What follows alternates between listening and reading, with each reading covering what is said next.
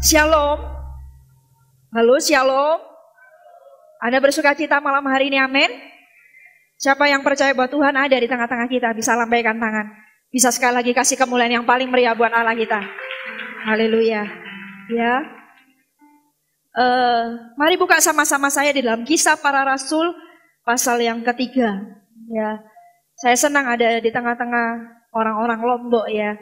Dan saya terlebih tahu bahwa Tuhan sangat mengasihi setiap Anda, Bapak Ibu Saudara. Tuhan itu cinta kepada pulau ini, Pulau Lombok, Kota Mataram ini dan orang-orang Lombok.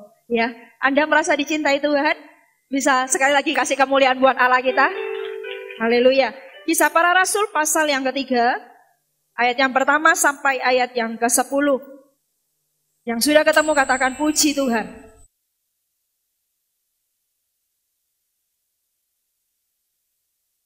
Kisah Para Rasul pasal yang ketiga, ayat yang pertama sampai ayat yang ke-10. Saya akan baca. Petrus menyembuhkan orang lumpuh. Pada suatu hari menjelang waktu sembahyang, yaitu pukul 3 petang, naiklah Petrus dan Yohanes ke bait Allah. Di situ ada seorang laki-laki yang lumpuh sejak lahirnya sehingga ia harus diusung. Tiap-tiap hari orang itu diletakkan dekat pintu gerbang bait Allah yang bernama Gerbang Indah, untuk meminta sedekah kepada orang yang masuk ke dalam bait Allah. Ketika orang itu melihat bahwa Petrus dan Yohanes hendak masuk ke bait Allah, ia meminta sedekah. Mereka menatap dia dan Petrus berkata, "Lihatlah kepada kami." Lalu orang itu menatap mereka dengan harapan akan mendapat sesuatu dari mereka. Tetapi Petrus berkata, emas dan perak tidak ada padaku, tetapi apa yang kupunyai kuberikan kepadamu. Demi nama Yesus Kristus, orang Nazaret itu, berjalanlah. Lalu ia memegang tangan kanan orang itu dan membantu dia berdiri. Seketika itu juga kuatlah kaki dan mata kaki orang itu. Ia melonjak berdiri lalu berjalan kian kemari dan mengikuti mereka ke dalam bait Allah. Berjalan dan melompat-lompat serta memuji Allah. Seluruh rakyat itu melihat dia berjalan sambil memuji Allah. Lalu mereka mengenal dia sebagai orang yang biasa duduk meminta sedekah di gerbang indah bait Allah. Sehingga mereka takjub dan tercengang tentang apa yang telah terjadi padanya. Bapak Ibu Saudara, mungkin kita sering baca kisah ini. Ya, Petrus dan Yohanes, mereka datang jam 3 petang, datang ke bait Allah. Apa yang mereka mau lakukan? Mereka mau sembahyang, mereka mau berdoa. Nah, ketika mereka sampai di gerbang indah, mereka lihat ada seseorang yang dikatakan orang itu laki-laki lumpuh sejak lahirnya. Sehingga ya ada orang-orang yang mengusung dia. Setiap hari ditaruh di pelataran pintu gerbang indah. Nah, ketika seperti biasanya ketika setiap orang datang, orang ini meminta sedekah. Nah, giliran kepada Petrus dan Yohanes. Ketika Petrus dan Yohanes mau masuk ke dalam bait Tuhan, seperti biasanya orang lumpuh ini minta sedekah. Tetapi Petrus dan Yohanes berkata, "Lihat kepada kami. Emas dan perak kami tidak punya, tapi apa yang kupunya itu kuberikan kepadamu." Lalu apa yang dilakukan? Orang itu disuruh berdiri, tiba-tiba mata kakinya menjadi kuat.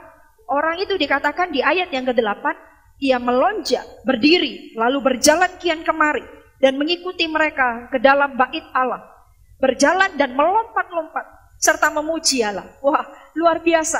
Sesuatu yang ajaib terjadi. Nah, kisah ini sederhana Bapak Ibu Saudara. Tetapi ketika saya berdoa, Tuhan mau sampaikan apa kepada orang-orang di Pulau Lombok ini? Saya diingatkan kisah ini. Apa yang akan kita pelajari dari kisah ini? Ada 3 hal Bapak Ibu Saudara yang kita pelajari dari kisah ini. Dikatakan bahwa poin yang pertama dikatakan demikian di ayat yang kedua. Di situ ada seorang laki-laki yang lumpuh sejak lahirnya sehingga ia harus diusung. Tiap-tiap hari orang itu diletakkan dekat pintu gerbang bait Allah. Ya, seorang laki-laki sudah lumpuh sejak lahirnya. Lalu setiap hari diusung. Setiap hari itu diusung, perlu bantuan orang.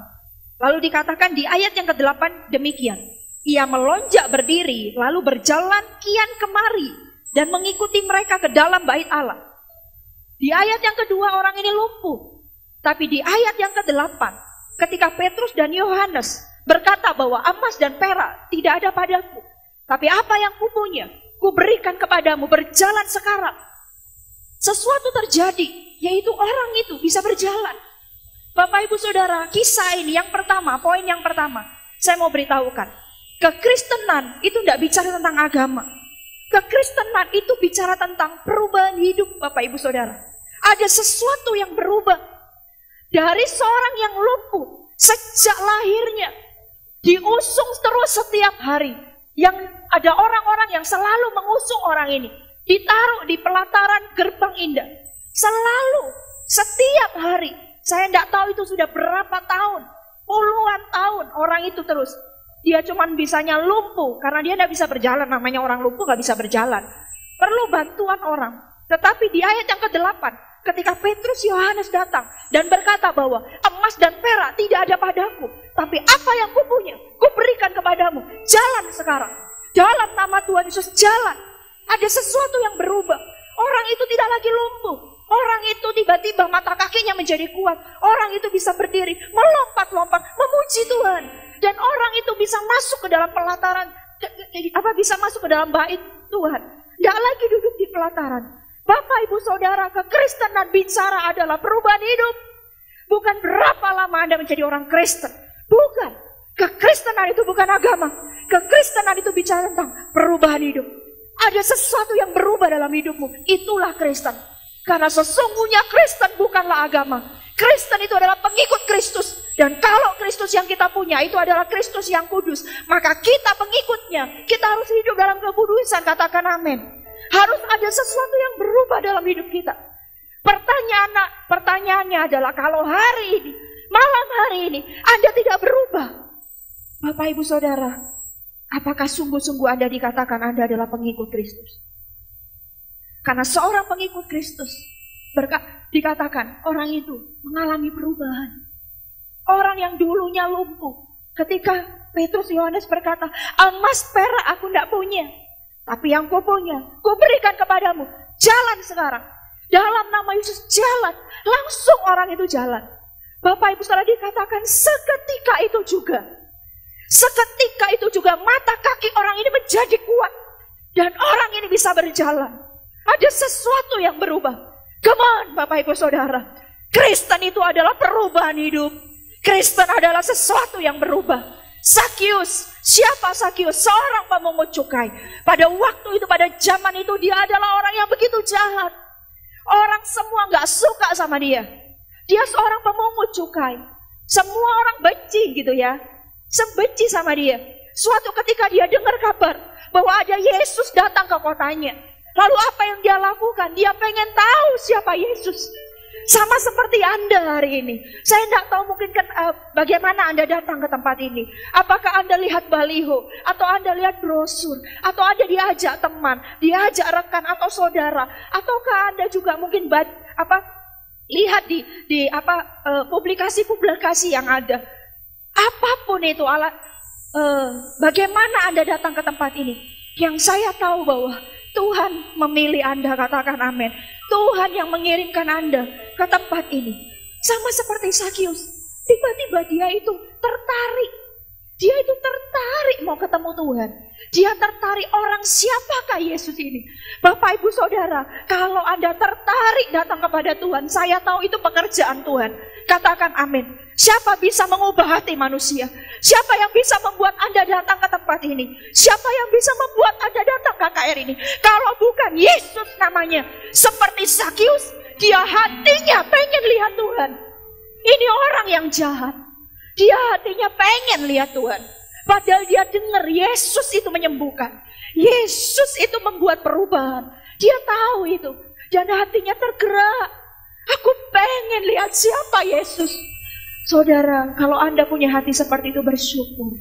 Karena itu Tuhan sedang bekerja dalam hidup Anda. Katakan amin. Katakan amin. Lalu apa yang dilakukan oleh Sakius? Sakius itu orangnya pendek. Dikatakan dia lebih pendek daripada orang biasanya. Dia punya keterbatasan. Ketika Yesus hadir, di situ dikerumuni banyak orang. Ada banyak orang. Otomatis dia nggak bisa lihat. Dia nggak bisa. Dia dengan keterbatasan yang dia punya. Dia coba loncat-loncat, dia tidak bisa. Dia bisa lihat Yesus seperti apa. Lalu apa yang dia lakukan? Dia naik di atas pohon. Anda tahu kisah ini. Saya ke Israel, saya lihat, ditunjuk sama tour guide-nya. Ini pohon yang pernah dinaiki oleh Sakius. Pohon itu besar, Bapak Ibu Saudara, di luar bayangan. Saya pikir itu pohonnya ya kira-kira ya memang lebih tinggi dari orang kebanyakan. Tapi saya tidak membayangkan bahwa pohonnya amat sangat gede gitu ya. Gede dan tinggi. Anda tahu bahasa gede ya? Orang Lombok tahu kan ya? Bahasa besar sekali dan tinggi gitu ya. Saya lihat, saya kaget. Lihat pohon itu begitu besar. Apa yang dilakukan oleh Sakius pada waktu itu? Dia panjat, dia naik pohon itu. Karena satu, karena pengen lihat siapa Yesus. Pengen ketemu dengan Yesus. Ini pejabat Bapak Ibu Saudara pada zaman itu. Orang kaya pada zaman itu. Orang terpandang pada zaman itu. Tapi dia rela kehilangan harga dirinya. Dia rela, mungkin hari itu dia rela malu. Dia rela dikata-katai orang. Untuk satu saja, dia pengen berjumpa dengan Yesus. Dia pengen berjumpa dengan Tuhan. Hati yang kayak gitu tidak akan disepelekan oleh Tuhan. Apa yang terjadi oleh Sakius ketika dia naik di atas pohon itu? Yesus lewat dan Yesus berkata, "Hai Sakius, turunlah, aku akan menumpang di rumahmu."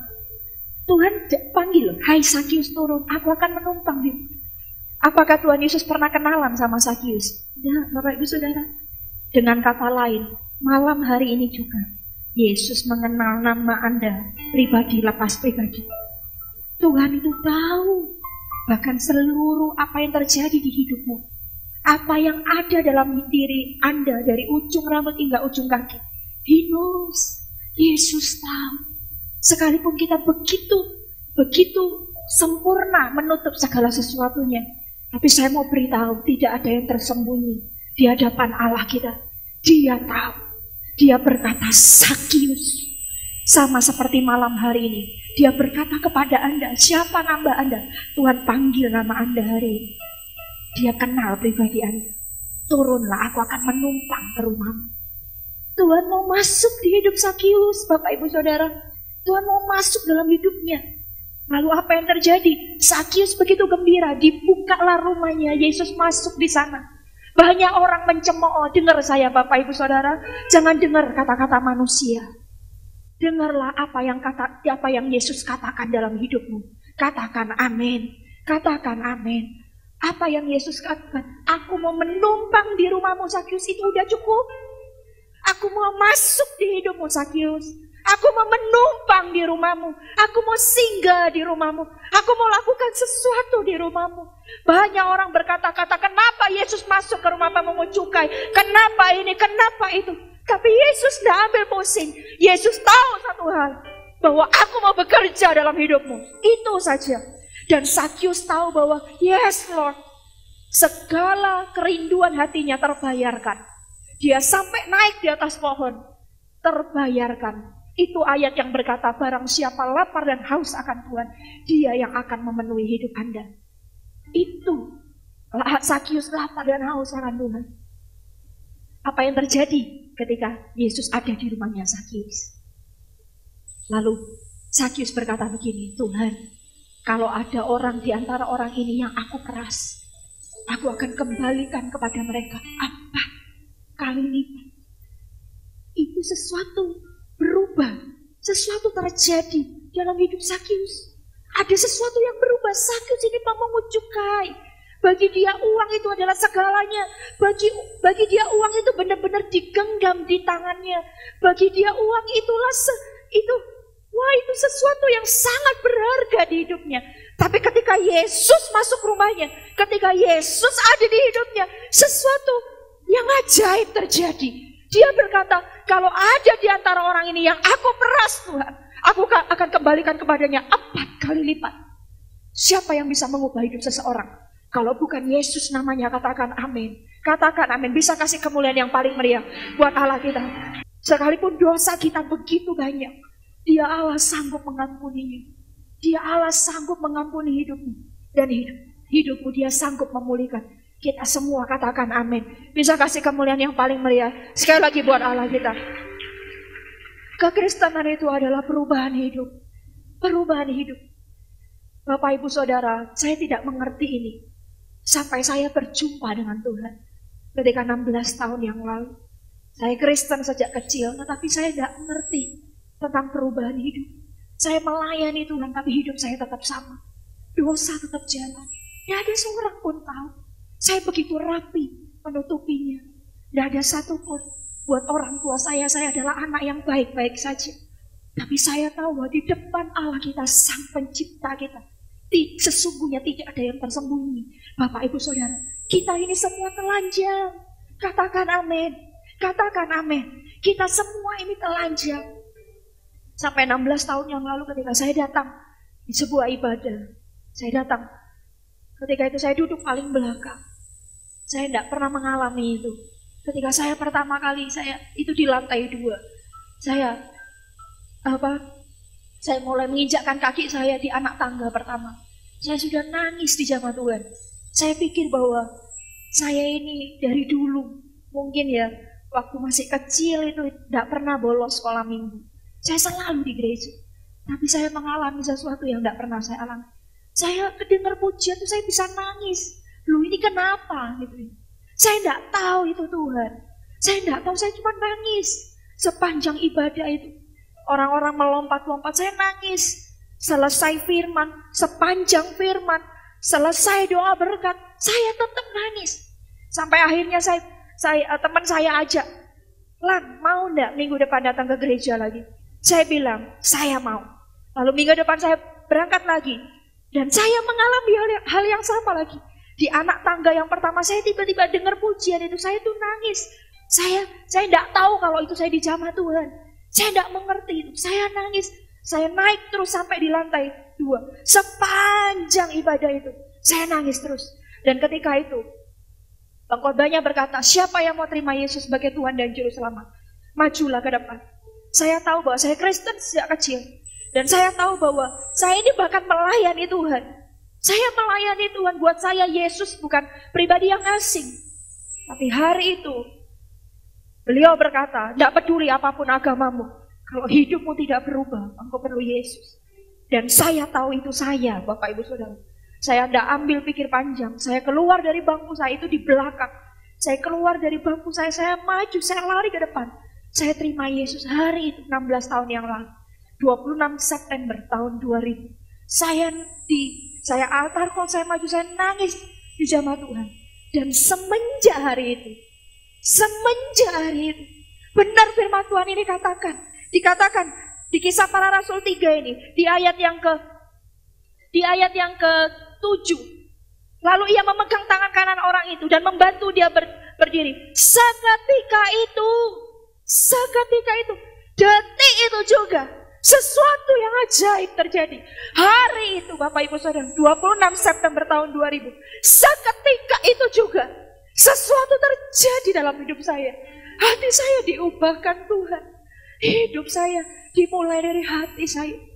Hari itu saya sungguh bersyukur. Saya sungguh bersyukur ada tanggal 26 September tahun 2000 itu. Di mana saya pertama kali menerima Yesus sebagai Tuhan dan Juru Selamat saya. Sekalipun saya sudah Kristen sejak kecil, hari itu seketika itu juga hati saya, hidup saya diubahkan Tuhan. Sampai hari ini Bapak Ibu Saudara, firman Tuhan katakan dia tidak lagi lumpuh, dia bisa berjalan. Siapa yang bisa mengubahkan hati manusia? Siapa yang bisa mengubahkan suami Anda, istri Anda, anak-anak Anda, mertua Anda, menantu Anda? Siapa yang bisa mengubah orang tua Anda? Saya mau beritahu, kita semua nggak bisa mengubahnya. Bahkan Anda sendiri nggak bisa mengubah diri Anda sendiri. Hanya Yesus yang sanggup mengubahkan kita semua. Katakan amin. Katakan amin, Bapak Ibu Saudara. Perubahan hidup. Perubahan hidup. Apakah hari ini Anda sadar bahwa hidup Anda diubahkan? Atau ada sesuatu dalam diri Anda yang Anda tahu Anda sembunyikan? Ada sesuatu yang Anda tahu bahwa itu Anda tidak berkenan. Anda tahu bahwa itu salah. Anda tahu itu dosa. Tapi seolah-olah seolah-olah seperti Anda tidak bisa keluar dari situ. Seolah-olah Anda tidak bisa. Anda tahu tempat ini salah gitu ya. Dan Anda tahu ini yang benar. Anda pengen ke sini. Anda pengen ke sini. Kaki Anda, hati Anda, hidup Anda. Anda pengen ke sini. Tetapi kaki ini selalu ke sana. Kaki ini selalu melangkah ke tempat yang salah. Padahal Anda tahu itu salah. Anda pengen ke sana.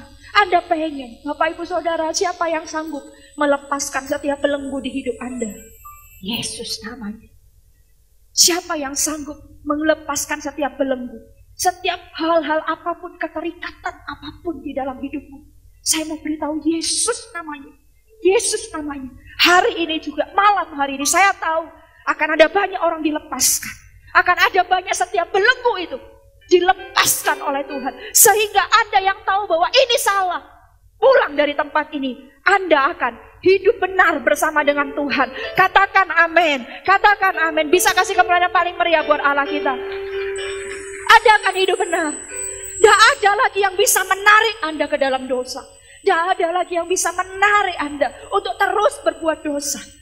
Karena saya tahu malam hari ini, ketika Anda buka hati Anda, ketika Anda buka hati Anda seperti orang lumpuh ini, sekalipun hatinya salah pertama, dia punya hati salah, dia mau minta sedekah, dia mau minta uang.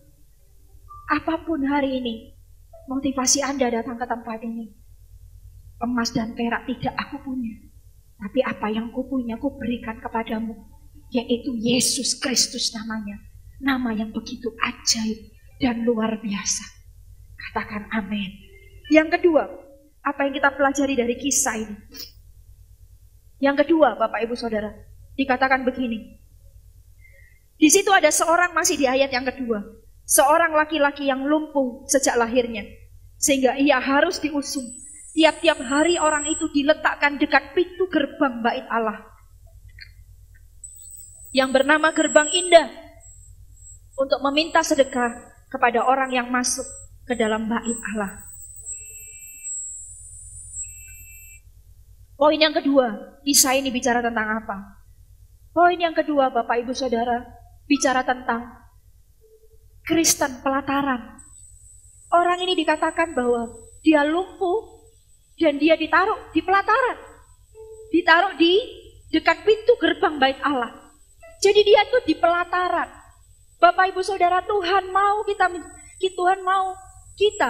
untuk menjadi orang Kristen, bukan Kristen pelataran, tapi Kristen yang masuk ke dalam.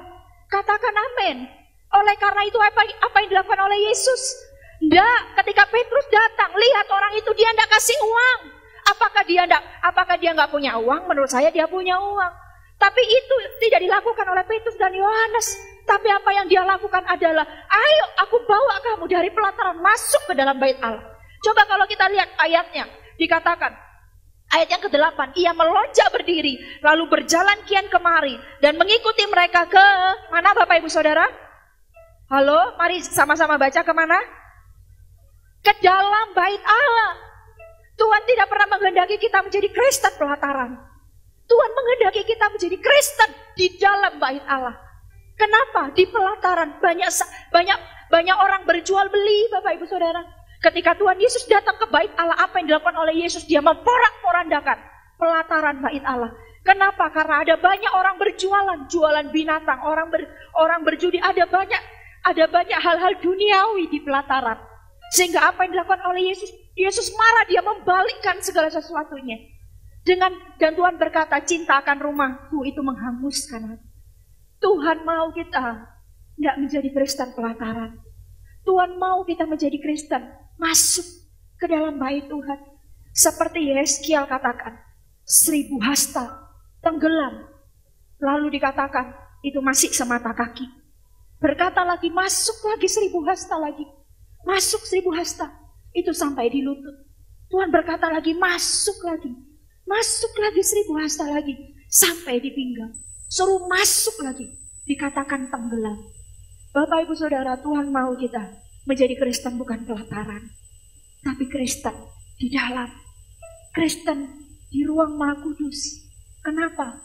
Karena pelataran terlalu banyak hal-hal duniawi, terlalu banyak. Tuhan mau kita masuk lebih dalam lagi. Tuhan mau kita masuk lebih dalam lagi. Lebih dalam lagi. Dia mau berjumpa dengan kita. Dia mau menjamah kita. Katakan amin. Katakan amin. Dia rindu Bapak Ibu Saudara. Kita tidak menjadi Kristen yang cuma di pelataran saja. Bapak Ibu Saudara, Tuhan mau kita menjadi murid, bukan pengikut. Menjadi Kristen Ruang Maha Kudus, bukan menjadi Kristen pelataran. Tuhan mau itu. Karena itu saya mau katakan, kalau mungkin Anda sudah Kristen, saya mau beritahu kepada Anda, masuklah lebih dalam lagi. Masuklah lebih dalam lagi. Jangan di situ. Tuhan belum berkarya apa-apa. Belum selesai pekerjaan Tuhan. Lebih dalam lagi. Lebih dalam. Ayo masuk. Masuk. Tuhan sedang menunggumu di sana. Di level pelataran. Tidak akan melakukan apa-apa. Tapi Tuhan berkata, ketika engkau menjadi murid Tuhan, engkau akan melakukan pekerjaan-pekerjaan. Bahkan yang lebih besar dari apa yang pernah Yesus lakukan. Katakan amin. Katakan amin. Anda mau dipakai Tuhan? Halo? Siapakah yang mau dipakai Tuhan? Bisa lambaikan tangan. Sungguh Anda mau dipakai Tuhan? Anda bisa angkat tangan Anda dan lihat ke atas. Dan berkata kepada Tuhan, Tuhan, aku mau pakailah hidupku. Bisa sama-sama dengan saya, Tuhan? Pakailah hidupku. Aku tidak mau menjadi biasa, Tuhan. Aku mau jadi luar biasa di tangan-Mu. Amin. Amin. Bisa kasih kemuliaan yang paling meriah buat Allah kita. Beralihlah. Masuklah lebih dalam. Bapak Ibu Saudara, itu sebuah keputusan. Itu sebuah keputusan. Mengikut Tuhan, itu hanya sebuah keputusan. Ambillah keputusan yang tepat. Yaitu meninggalkan pelataran dan masuk lebih dalam. Katakan amin. Katakan amin. Bisa lagu pujian I love you, I love you, I love you. I love you, I love you. I love you, I love you, I love you. I love you, I love you, I love you. And my heart will follow. Holy and I love you, I love you, I love you. I love you, I love you, I love you. I love you, I love you, I love you. And my heart will follow. Holy and betapa ku mengasihimu. Anda bisa pujian ini, mari sama-sama. Betapa ku mengasihimu. Betapa ku mengasihimu. Dengan senang hatiku menyembahmu selalu. Masuklah lebih dalam. Dia menunggu Anda di sana. Dia menunggumu, Bapak Ibu Saudara. Bagaimana Lombok ini dimenangkan oleh orang-orang Lombok. Tuhan rindu melawat kota ini. Tuhan rindu menjamah kota ini, pulau ini. Dimulai dari siapa? Anda, hai orang-orang Lombok. Ketika Anda tidak tinggal di pelataran, ketika Anda masuk lebih dalam, Tuhan berkarya di hidupmu. Anda dibuat menjadi muridnya. Anda dilengkapi Tuhan. Anda diajar banyak hal. Untuk apa? Satu tujuan. Supaya melalui hidupmu, nama Tuhan dipermuliakan. Mari kita lihat poin yang ketiga. Poin yang terakhir.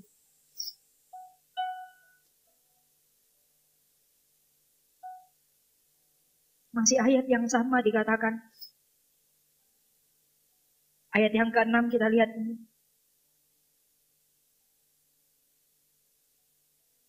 Tetapi Petrus berkata, emas dan perak tidak ada padaku. Tetapi apa yang kupunyai, kuberikan kepadamu. Saya mau tanya dulu. Apakah Yesus kau punyai, Bapak Ibu Saudara? Mari jawab sekarang, jawab. Sungguh-sungguh jawab sekarang. Karena saya tahu ada Yesus di sini. Jawab. Apakah Yesus sungguh-sungguh kau punyai? Jawab di hatimu, jawab. Jangan Anda seperti kita, seperti Adam dan Hawa. Jangan Anda seperti Adam dan Hawa ketika Tuhan itu datang. Langkah kakinya, Adam bisa dengar itu langkah kaki Yesus. Apa yang terjadi ketika Adam mendengar langkah kaki Yesus? Dia tidak berani ketemu Yesus. Dia sembunyi.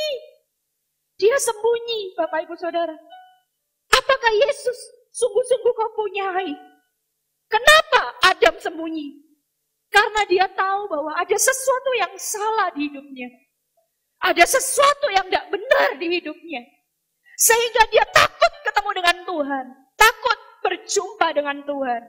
Kalaupun dia ada, bahkan mungkin dia pelayanan. Tapi dia tahu sesungguhnya Yesus tidak dia punyai di dalam dirinya. Karena itu jawablah sekarang. Apakah Yesus kau punyai dalam hidupmu? Seperti Petrus katakan, emas dan perak tidak ada padaku. Tapi apa yang kupunya, aku akan berikan kepadamu. Bagaimana Anda bisa memberi kalau Anda tidak punya? Bagaimana Anda bisa memberi kalau Anda tidak punya? Oleh karena itu kau harus punya Yesus di hidupmu, katakan amin. Engkau harus punya Yesus. Engkau harus punya dia. Dan pastikan sebelum Anda pulang dari tempat ini, Yesus ada di hidupmu sungguh-sungguh. Yesus ada di hidup Anda, tidak bicara berapa lama Anda jadi Kristen. No. Tidak bicara apa pelayanan Anda hari ini, siapa Anda. Tidak bicara tentang itu. Yesus dalam hidup kita bukan bicara tentang jabatan kita. Siapa kita, pelayanan apa yang kita punya. No. Tapi punya Yesus itu bicara tentang apakah kita ini berubah. Apakah ada sesuatu dalam hidup kita begitu tidak ada keberatan dalam batin kita. Ya Yesus aku punya di hatiku, di hidupku. Seperti Petrus katakan, Yesus kupunyai. Ku berikan kepadamu. Dengar saya, sepulang dari tempat ini. Pastikan Tuhan Yesus menjamah hidupmu. Pastikan Tuhan Yesus berkarya. Dan saya mau beritahu, Yesus siap berkarya malam hari ini. Tergantung Anda, apakah Anda buka hati Anda selebar-lebarnya buat dia. Apakah Anda mengundang dia?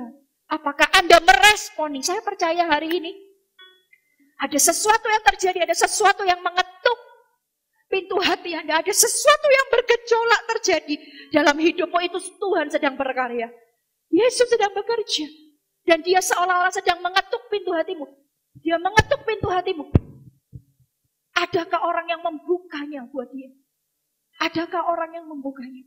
Dia siap bekerja. Dia siap lakukan sesuatu. Dia siap berkarya. Dia siap memulihkan hidupmu. Dan ketika Anda pulang dari sini, apa yang Anda punyai, beritahukan kepada orang di luar sana. Seluruh pulau Lombok ini, supaya mereka tahu bahwa ada Allah yang hidup, Yesus Kristus namanya. Ada Allah yang dahsyat. Tidak ada Allah, tidak ada apapun juga yang sanggup mengalahkan Allah kita. Yesus Kristus namanya. Setuju dengan saya? Kasih kemuliaan yang paling meriah buat Allah kita. Yang ketiga, apa itu? Ku berikan kepadamu demi nama Yesus Kristus, orang Nazaret itu, berjalanlah. Yang ketiga, ada kuasa di dalam nama Yesus. Ada kuasa yang sangat luar biasa. Kalau hari ini Anda sakit datang ke tempat ini, percayalah kuasa nama Yesus. Percayalah ada kuasa di dalam namanya. Demi nama Tuhan Yesus Kristus, setiap yang sakit disembuhkan oleh Tuhan. Setiap orang yang punya pergumulan, masalah, berbeban berat, orang itu akan mengalami kelegaan. Bukan slogan Bapak Ibu Saudara, tapi ketika Anda percaya akan nama Yesus, di dalam nama Yesus itu ada kuasa. Ada kuasa. Hari itu berjalanlah, kata Petrus. Berjalanlah. Orang itu berjalan. Ada kuasa di dalam nama Yesus. Siapa yang percaya ada kuasa di dalam namanya? Anda percaya? Anda percaya? Amin. Bisa kasih kemuliaan sekali lagi buat Allah kita. Ada kuasa di dalam nama Yesus. Dan setiap orang yang sakit, ketika datang ke tempat ini, akan mengalami kesembuhan dari Tuhan. Bukan akan disembuhkan oleh Tuhan. Orang itu mengalami pemulihan. Orang itu mengalami kelepasan. Ada orang yang sakit di tempat ini bisa angkat tangannya? Ada? Ya, nanti kita akan berdoa. Ada mujizat Tuhan. Percaya. Dan yang terbesar adalah ada mujizat keselamatan. Katakan amin. Mari saya undang semua bangkit berdiri.